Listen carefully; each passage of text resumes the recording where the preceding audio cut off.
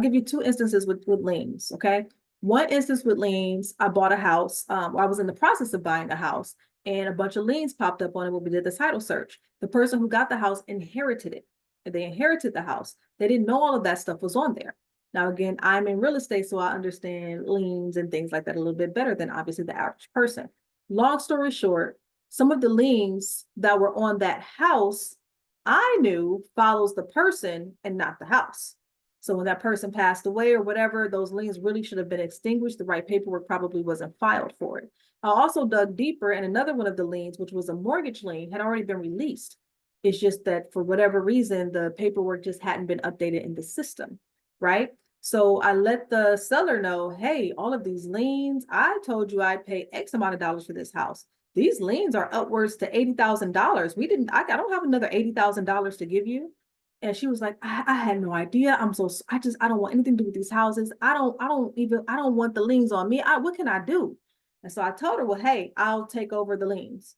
I'm not paying you anything for this house because what I was going to pay you would have been eaten up by these liens. But what I will do is I'll take over the liens. I'll pay them off with the property, over time. I'll take care of that. She was so happy and relieved that she had another house that had liens on it. She ended up giving me both houses for $0. Again, knowledge, right? I know how to handle those liens, and I did. So I was able to get those liens released, and I essentially walked away with 2 houses. I digress. My point is, sorry, I gotta be sometimes to start talking about, I'm old, okay. Even if I didn't get those liens paid off, let's say the $80,000 lien stayed on that house. The house was worth well over $80,000. So I'm already in the positive there, but there's more. Now that I have ownership for this house and I've taken over the liens, I could not close at a title company because when you close at title, they want you to pay the liens off. So I took over the liens subject to, right? Just like I took over the mortgage payments, I took over the liens subject to the terms of the liens. That's something that you can do. And then you can work out a payment plan to pay the liens off. You are in control of this property. Now you own this property, right? Same thing. I ended up renting it out with Section 8 because I was getting a whole lot of cash flow for it. And that, of course, would cover any lien payment that was due. But you could also sell it on owner financing, sell it on a wrap, Airbnb, or whatever's most profitable. This is not about me teaching you that, right? This is about awareness. So anyway, even if the lien stayed on there, I would have just looked at the numbers to see, okay, how much money they want me to pay per month if I can work something out with them. How much money could I get for rent? And if rent was more than what I had to pay for the liens every month, then cool, it's an easy deal. Of course, I'm going to do it every single time. So yes, you can take over liens. Another example of liens that I've taken over are tax liens. Same thing. Somebody was in tax foreclosure. They owed $30,000 in taxes. They're like, I don't have $30,000, blah, blah. Same knowledge. Cool. I'll take over the $30,000 lien. And I'll even give you $1,000 to move. Now, I know you guys are doing no money, no credit, no bank. So let's say I didn't give 1,000, okay? So I take over the $30,000 lien for taxes. Then I just went down to the county assessor and I worked out a payment plan with them. So I wanted to say they gave me 3 years to pay it back. I don't know, this deal was so long ago. I'll make up some numbers. Let's say they wanted $700 per month for the next 3 years. Section 8 was paying me $1,300 per month forever, right? For as long as the house could live, as long as the tenant is going to be there. So 13 minus 7. So I'm still walking away with $600 per month for the first 3 years. And then after the first 3 years, I'm keeping the entire $1,300 per month for myself. Okay. And that house did not have a mortgage on it. So it was just taking over the tax lien. So yes, you can take over liens.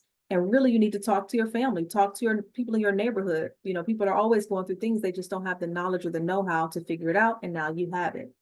Okay. Someone said that they saw like a house in their neighborhood that's been sitting there for a long time. And they're trying to figure out what they can do with it, blah, blah. And they said a long, long time, like it's been sitting there like for years. Okay, many things you can do with it, but I'll tell you what I explained with this one because I want to teach adverse ownership, zombie properties. So many things you can do with it, but just one example is if no one's living there, you don't see anybody there, rent it out anyway. You literally can go in there anyway. If nobody's in there, nobody's doing anything with it. There are some investors who would just go in that house anyway, get it up, get it rent ready, and they rent it out anyway. Now you just got that house for $0. You didn't have to get any banks. You didn't have to talk to anybody, nothing like that. And now you're cash flowing that house. So let's say that house is making you, I don't know, $1,000 per month. You don't have a mortgage on it. You're not paying anything except like really nothing if you're going to rent it out. Sorry, I get ahead of myself because I would want to teach. All right, so cool. So the questions, of course, that they had was, well, what if that person comes back and decide that they want their house back? Give it back. Who cares? Let's say if you only kept the house for 5 years, right, uninterrupted, that's 5 times the $12,000 you were making per year. So that's $60,000 you made on the house. If they come back and say, hey, that's my house, what are you doing? Take it. Sorry. Oops, my bad. I'm sorry. I don't know what happened. I'm so sorry. and leave it at that. Right. Now you wouldn't necessarily be able to sell that house. So it would have to be a strategy where you're holding it. Airbnb, rent out the rooms, rent out the whole house. Yeah, so that's what we call zombie properties. Now, adverse ownership, I'm not going to get into details with that one. We just happened to have a real estate attorney in the house at that meeting that I taught at yesterday, and he was able to come in and teach about adverse ownership. And in some, I don't want to get into that, but in some, he's just saying like you stay in the house for a certain amount of time and establish ownership and no one's claiming it, that eventually you can get a deed for the house and then you can sell it and do whatever. But I'm not an attorney. Okay. I'm a real estate investor. But anyway, that's called a zombie property. Listen, I just dropped so many gems. If you're not picking this stuff up, it's because you just don't want to be wealthy and you just don't want to get into real estate with no money and no banks and no credit. Okay. Let's see. What's another one we talked about? I feel like I hit them all. Oh, I was talking about some other non-traditional lending products. So someone else was saying, they were just asking about like if they wanted to just like qualify for a mortgage and just do it the regular way. They don't want to do all this investing stuff. They don't want to do all this creative stuff that I'm talking about. I just want a house for me and my family to live in. My number one recommendation is going to be the NACA program, NACA.com. When you look it up, a lot of people think it's too good to be true.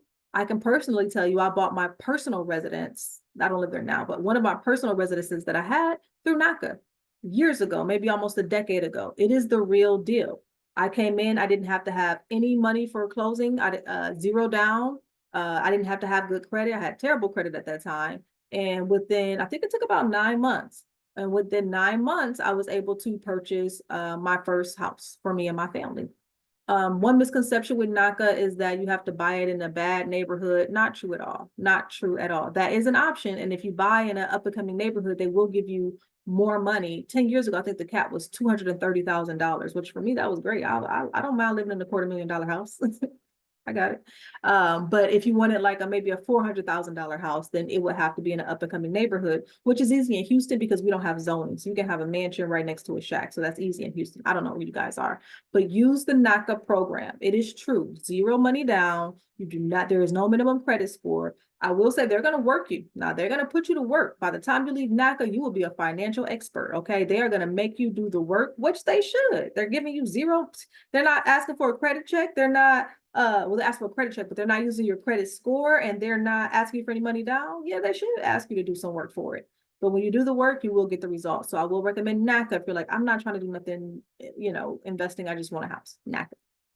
Start at NACA.com. And then my suggestion with the NACA was, I know you said you just want a house for you and your family, but I'm a real estate investor. So it's my job to impart and give you my advice and get in your business. If you are going to go through the NACA program, even if it's not NACA, you just get an FHA loan or a conventional loan or whatever, and you're a young person, remember this video is for young people, you will buy a 4-unit, okay? You will buy a 4-unit. When you get any kind of traditional loan, NACA, FHA, conventional, anything like that, what you don't know is you can buy 1 to 4 units. Can't go past the 4, but you can buy 1 to 4 units. So what I'm going to advise you to do is to get the full 4 units. Get the 4 units. You and your family can live in one of the units if you want to. Well, you probably have to for the loan product for a period of time. And the other 3 units you're going to rent out. So let's say if the, I don't know, I'm making up numbers again. Let's say if the fourplex was $250,000 and your mortgage is $2,000. Okay. And let's say each property, each unit rents for $1,500. Okay. So that's going to be 1,500 times 3, which is 4,500. We can't multiply by 4 because you're living in one of them. So you're paying $2,000 a month in the mortgage, but you're making $4,500 a month in rental income. Hello, come on, come on. Okay, so that's $2,500 a month that you're making just by living there. And then when you eventually move out, now you have 4 units that are making that kind of money for you. So I know we all like the American dream, the white picket fence and my own single family home. Let that be your second house. Okay, because you're going to get better terms and rates and things on your first house. If you're doing these first time buyer programs, buy a 4 unit. Listen to me, Linda. Okay, listen to Auntie Ashley. Buy the 4 unit, live in one, and allow the others to be rented out. That is also called house hacking. So, same thing here. Okay. So, I'm not a mortgage lender. Okay. I'm not a realtor. I'm just a real estate investor, a person that invests in real estate to make money. Okay. So this next one, I'll share it. You do with it what you will. Okay. You can buy houses in an LLC. Okay, there is a loan product called a DSCR loan. That is a debt service coverage ratio loan. That essentially means that instead of you qualifying to buy the house with like how much money you have or your credit or things like that, the house has to qualify for the loan. This is what I mean. That same example where we said you bought the fourplex and let's say, and we said your mortgage was $2,000, but you were earning $4,500 on renting out 3 of the units. Okay, you look for a situation like that, and you're going to use those numbers to apply for the DSCR loan. So you'll go to the lender and say, here's the house, my mortgage. They'll tell you, probably what your mortgage would be. Okay, I know I can make $4,500 from this house. The numbers alone will qualify you for a DSCR loan.